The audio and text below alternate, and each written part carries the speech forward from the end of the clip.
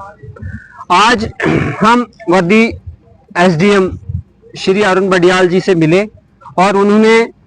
पिछले दिनों हमने एक रिप्रेजेंटेशन दी थी यहाँ पे prime minister employment generation programme में जितने भी एग्रीड लोग हैं जिन्होंने अपना कारोबार शुरू किया है बलीसा सब डिवीजन में, उन लोगों की तरफ से मैंने यहाँ पे एक एप्लीकेशन जो है रिप्रेजेंटेशन डॉक्टर निहान अफजल के साथ मिलकर यहाँ पे दी थी। और उस रिप्रेजेंटेशन में हमने जिक्र किया था कि जनाब हमारे वर्दी एसडीएम साहब इस चीज की संगीनी लें। हमारा जो बेरोजगार नौजवान है जिन्होंने यहाँ पे लोन निकाला था और सब्सिडी के नाम पर उनके साथ जो अभी तक धोखा हुआ है, उसके लिए जनाब इसमें देखें कि क्या वजूहात है जिसकी वजह से जो हमारे अनएम्प्लॉयड यूथ थे जिन्होंने काम शुरू किया था अपना पीएमईजीपी में, उनको सब्सिडी रिलीज क्यों नहीं हो रही है। तो आज उसी के सिमत में उन्होंने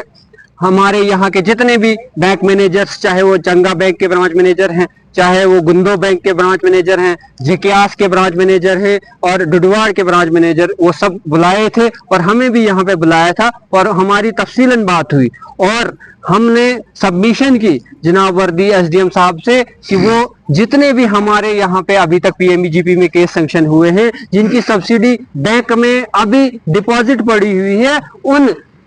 का एक रिकॉर्ड जो है मेंटेन करें यहाँ पर और उसके बाद देखें कितने लोग फंक्शनल हैं, किन लोगों ने जो है अपना काम सही से किया है। उन लोगों का जो मसला है वो जो हायर अथॉरिटी के साथ टेकअप करें और जल्द से जल्द जो है इस मसले में जियो टैगिंग होनी चाहिए और ताकि इन सारे लोगों को जो है उस सब्सिडी का बेनिफिट हो। नहीं तो वो जो सब्सिडी का बेनिफिट अभी तक मैंने जो देखा, मैंने जो पाया पिछले 1 महीने से, वो सिर्फ जे के बैंक को फायदा हो रहा है क्योंकि जेड के बैंक में जितनी सब्सिडी है वो डिपॉजिट के तौर पर पड़ी हुई है और उनके पास डिपॉजिट बना हुआ है। तो वो मुझे नहीं लगता है कि वो चाहेंगे कि ये सब्सिडी जो है कंसर्न कस्टमर्स के अकाउंट में रिलीज हो क्योंकि उनका डिपॉजिट कम हो जाएगा। लिहाजा मैं अपील करता हूं आपके माध्यम से फिर से हमारे वर्दी एसडीएम साहब से, और फिजिकली भी हमने जो है सबमिशन की है कि इसमें रिकॉर्ड लेकर हायर अथॉरिटीज के साथ बात करें जनाब, और इन लोगों को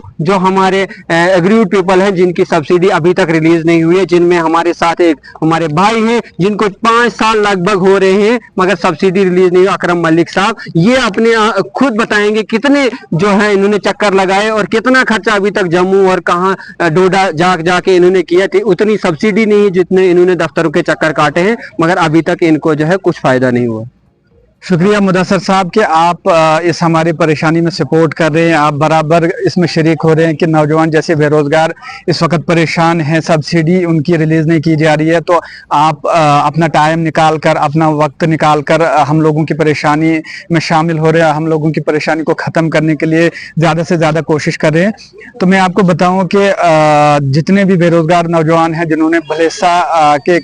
डिफरेंट बैंक से लोन लिया हुआ है और उनकी सब्सिडियाँ भी वहाँ बैंक अकाउंट्स में आई हुई हैं, उनमें से मैं एक हूं। मैं आपको डिटेल में बताना चाहूंगा कि कितना टाइम हुआ। मैंने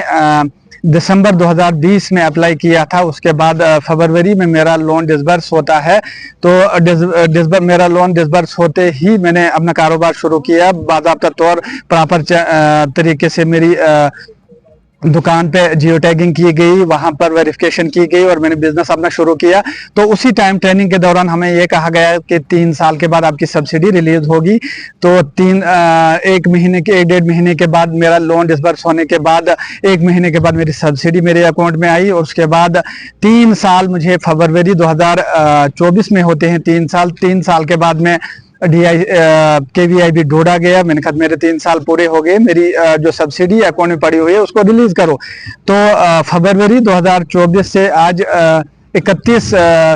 जनवरी 2025 हो गया, यानी कि 1 साल मजीद और हो चुका है, यानी 3 साल के बाद मेरी सब्सिडी रिलीज होनी थी। 4 साल मुझे हो चुके हैं, सब्सिडी को भी मेरे 4 साल हो चुके हैं मगर अभी तक सब्सिडी रिलीज नहीं की गई। उसके बाद जब मैं डोडा गया,